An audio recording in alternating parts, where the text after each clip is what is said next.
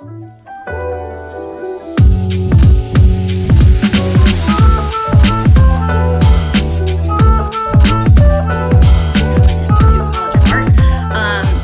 emphasizing that social design works to first understand problems and then supporting positive changes through design. So, very purposeful. It's very intentional, right? We're designing spaces in a non-passive way. All three of us, we hate the term copy paste. Copy paste is like anti-social impact. Copy Yes. paste is the opposite side of the spectrum. We understand Mhm. it can be efficient from a time perspective, a budget perspective, completely understandable. In regards to the design approaches, it's not under any of the approaches. Right. It is basically for efficiency and effectiveness of budget and time, as opposed to looking at effectiveness and efficiency for humans. Adriana, I know you did it like a more detailed breakdown of these three approaches. Could you give us a snapshot of what do these approaches look like?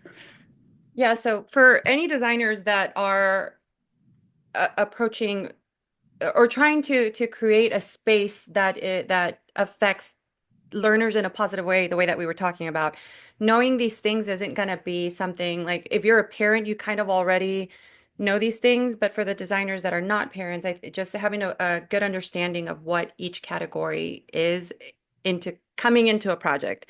Mhm. So, for social design, you want to build a stronger community within the school, but also with the families that are attending the school. Mhm. You want to support the different backgrounds, the different learning styles, and you want to really think about the layout and the planning based on the program and what that school is offering that community. The human-centered part of it, it's literally human-centered. Like, how do you interact with people? How are learners going to interact with each other? How is that going to affect them physically with sensory needs, overall learning, and how they'll adjust to the space? Um, you really want to design not just for your neurotypical learners. You want to design for everyone, and that's your human-centered design. Mhm. Um, Co-design. I mean, I say this often. I've said this a couple times in other coffee talks. You have to remember to design also for your educators, for your principals, for the families. Obviously, your learners are number one, right? But everyone's in this space together. So, um, talk to your community. I know that there are architecture firms out there. I've toured some beautiful schools. They talk to the community, like, hey, we're going to be building here. This is what's going on. We're remodeling the school, or we have a new build. How can we um, not affect your daily life in our construction, but also if your children are attending this ecosystem, this school that we are building, work with the teachers, work with the students, work with the families, um, creating workshops, having town meetings for anybody that's going to participate in this. I think that's how you co-design. That's how you give the community ownership of the project. Yeah, a hundred Mhm. percent. I'm Absolutely. curious. I'm curious, Heather, for the social design perspective, like taking into consideration communities and families and things of that nature. I'm curious, what that might have looked like when you were working so intently with multi-language learners Mhm. and, programming of meeting with families and having those interviews, conversations, updates, and what that looked Mhm. like for you. One of the most positive things that we had was literally a engagement center that was its own building, and we had employees there that could assist with up to 80 different languages, um, getting children registered, getting their family, registered for school, and having this beautiful welcoming space where they felt safe. that community center was the stronghold, having literally, when I was a department head, I had 8 teachers and I had 650 ELL students in a school of 3,000, and I hand scheduled every single one of them. And so knowing them personally, knowing their families, and having that open mindset about who our stakeholders are and what we're going to do to best assist them. Yeah, and it almost seems as though from both perspectives, right? From an education perspective and a designer perspective, it seems like a social injustice to Mm-hmm, not ask questions about the demographic Yes. background, traditions, languages. It's mm-hmm, when we're thinking about building schools and outfitting schools and equipping schools, it is a social injustice not to understand that information because that can completely change how we design the spaces. mm-hmm, Um, when I think about co-design, in some of the professional developments that we host, we give a lot of suggestions for working with learners, facilitators, and families at the same time. So integrating the learners into building out their space. So having the kids come in and for the first 5 minutes, they're using all of the pieces in the space. Build your independent reading nook, build your peer review space, build your this, right? And then they partner. They have to collaborate. They have to ask each other questions. They have to agree to disagree, and they build their space. Then they mm-hmm. use their space through the duration of the class. And at the end, you do a gallery walk. And all the kids, and when we say kids and do a gallery walk, we're even talking about seniors in high school. We're not talking Mm-hmm. about just like second graders. Like seniors in high school, give them an opportunity to build a fort, say less. They're And that's, all in, they're all in. all in, Um, absolutely. so we've narrowed down designing for social impact to these three approaches. Within those three approaches, there's different design criteria that we should consider. So we have a handful here. This is not an exhaustive list. This is a very specific list to what we are discussing. But Adriana, could you walk us through some of these considerations and what the examples might look like? Yeah, so like this is exactly what to think about as you're drafting out your initial concept, your plans. We think of wayfinding as, oh, I remember I parked on the second floor. It was like the purple, right? Like the two with the purple.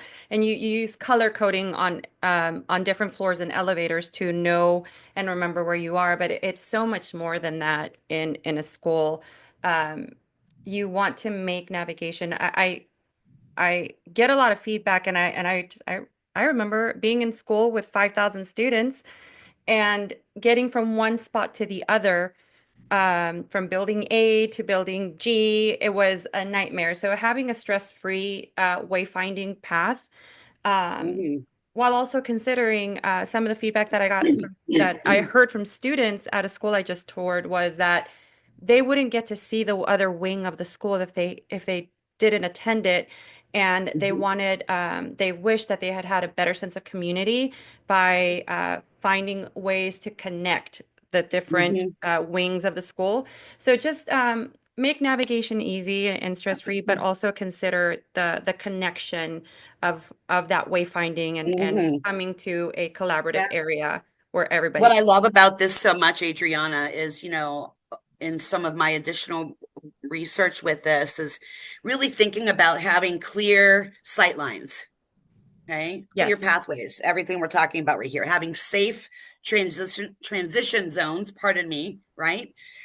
Little things like transparent barriers as far as classroom design, as far as common absolutely. area space design. So, yeah. Absolutely. And we'll touch a little bit on that Hmm. here in a couple slides, but absolutely I mean that's going to be part of your wayfinding and navigation, right? Like, Yep.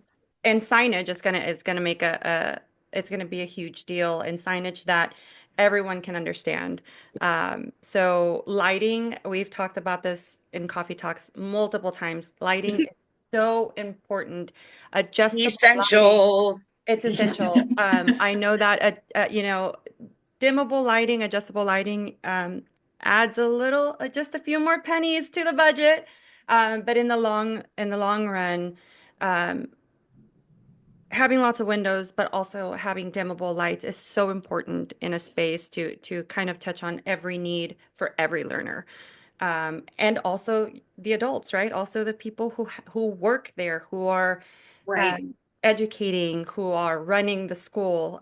It's so important.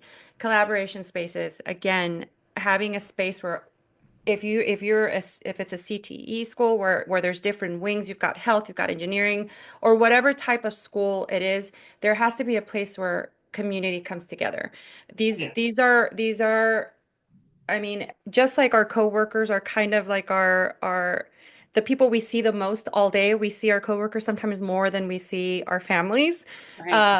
That's what it's going to be like for learners in school, regardless of their age. That collaboration space, that is where they come together to see the people that they're in classrooms with for hours all day, and this is where they get to have fun and feel supported by their peers. Yep.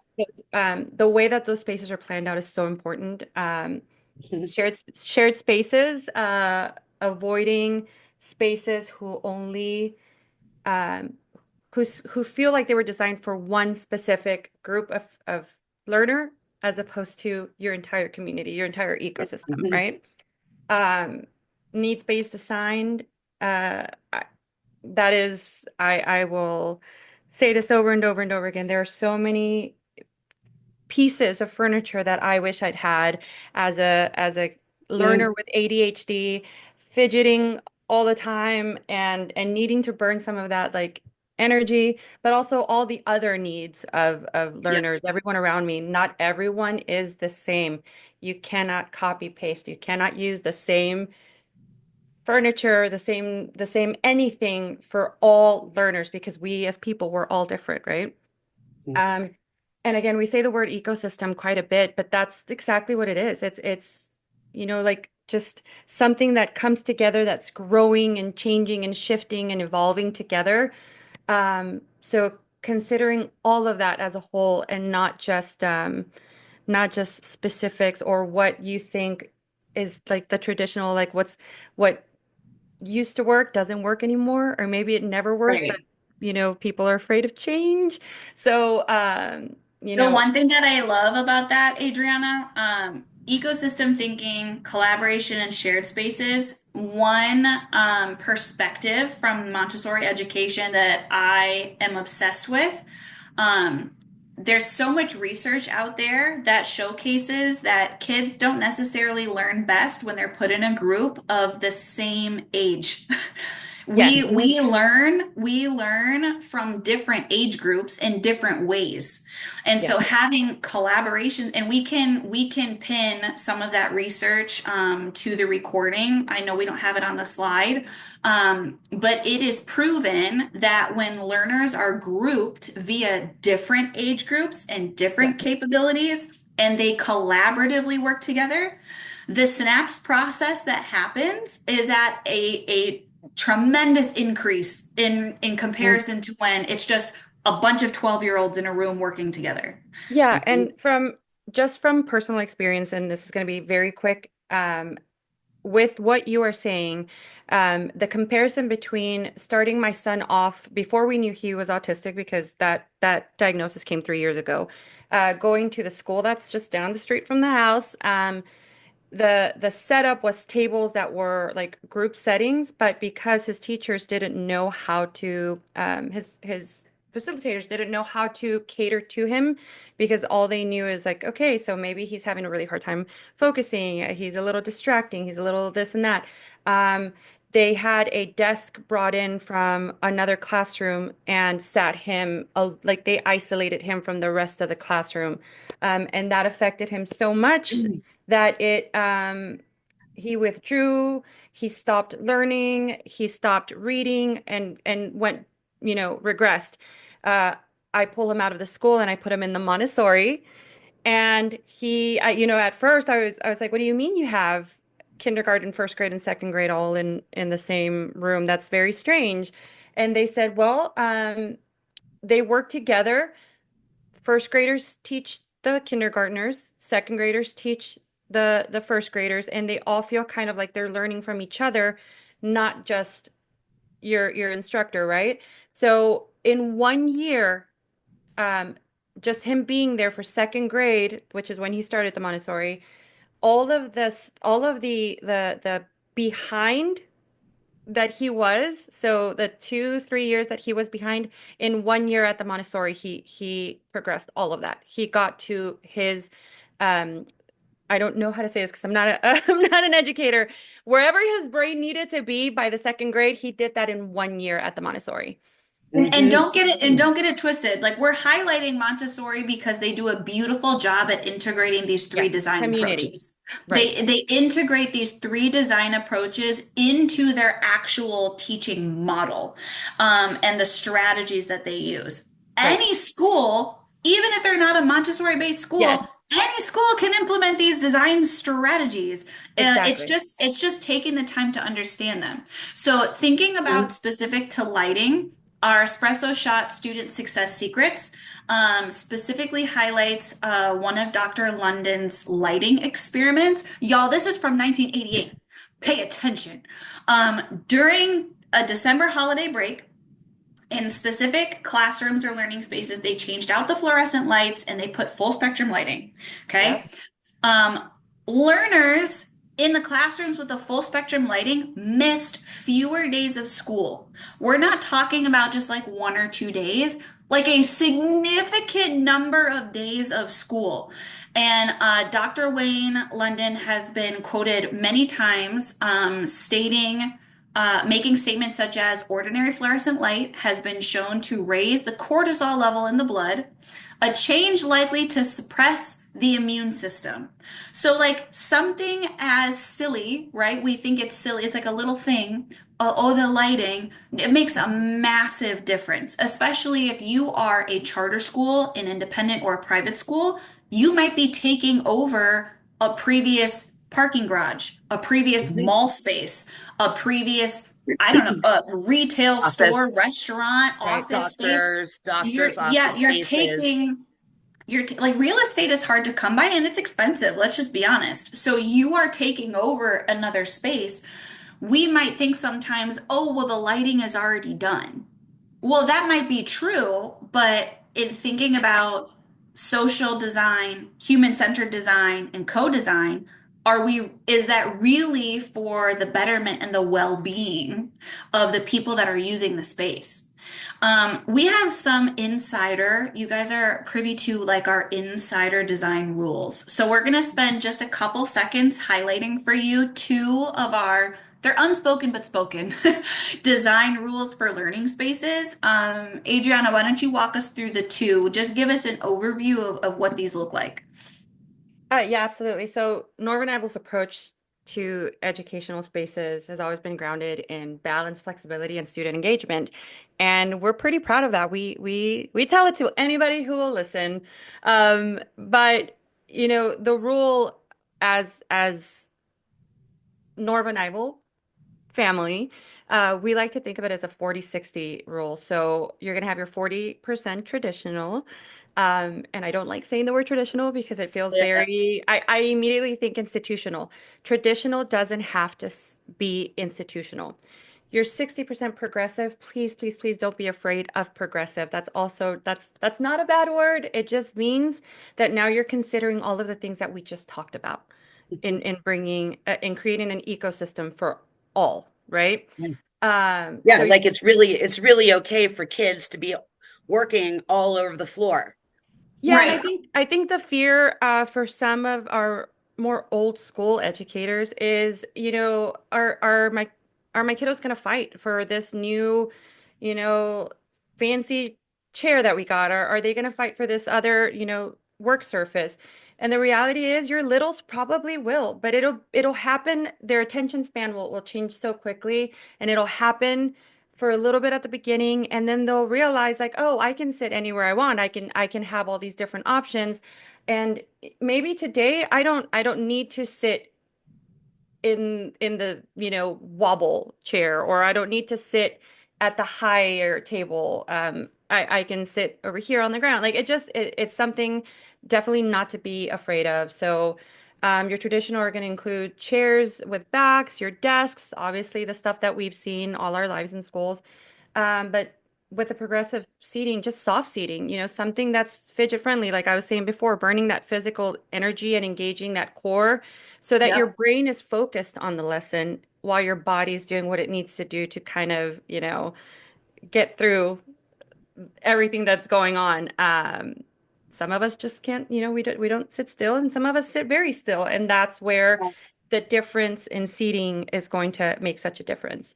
Um, Variation heights, sizes. I think we are in a time where you can't tell if someone is 5 years old, 8 years old, 10 years old, 12 years old.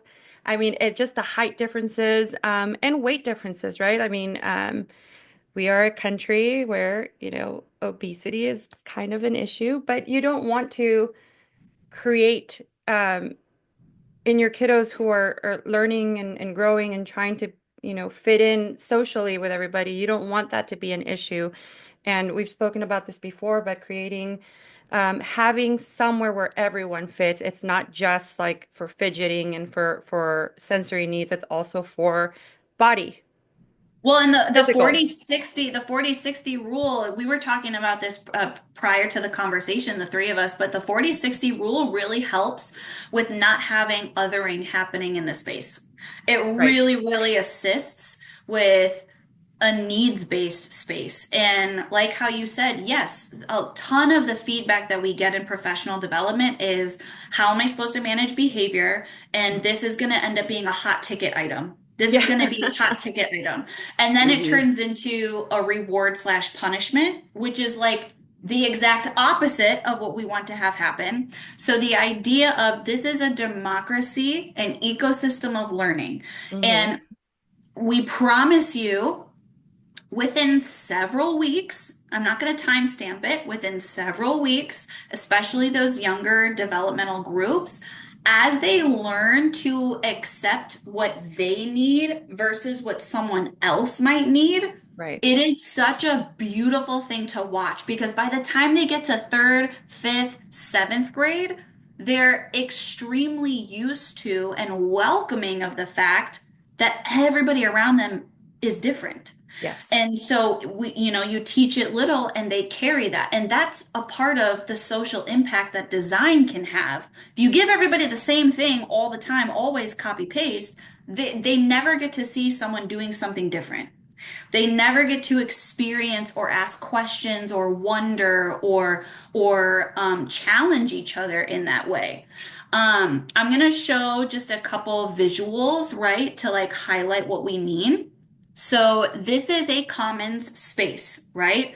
This common space was designed for learners kindergarten all the way through ninth grade. So you have differentiated height seating. You have soft seating versus traditional seating, like Adriana had mentioned.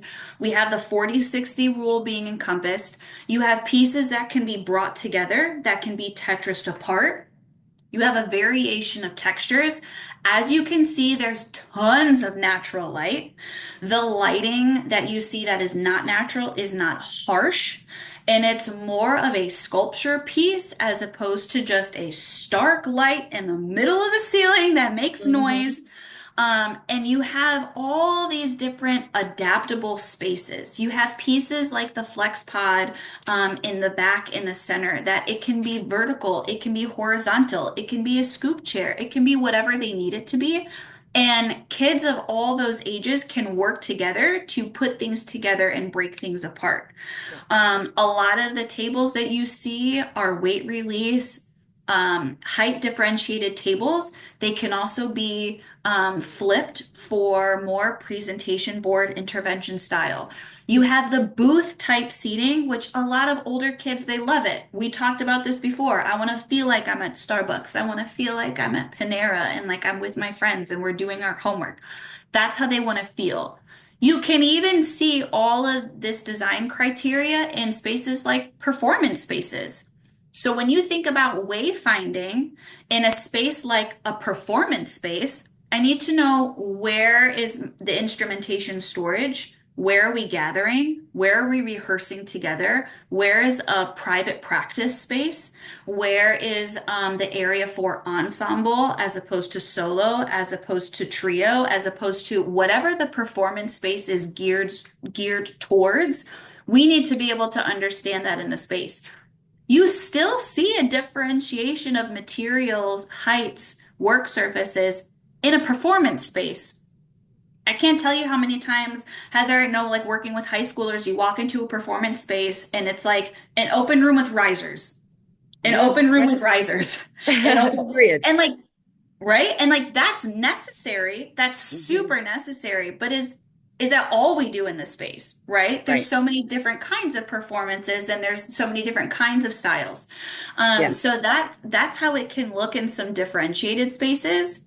Hmm. We're gonna spend the last couple of minutes highlighting something that we found to be absolutely phenomenal, and that is design's um, impact on behavior, but specifically bullying in schools.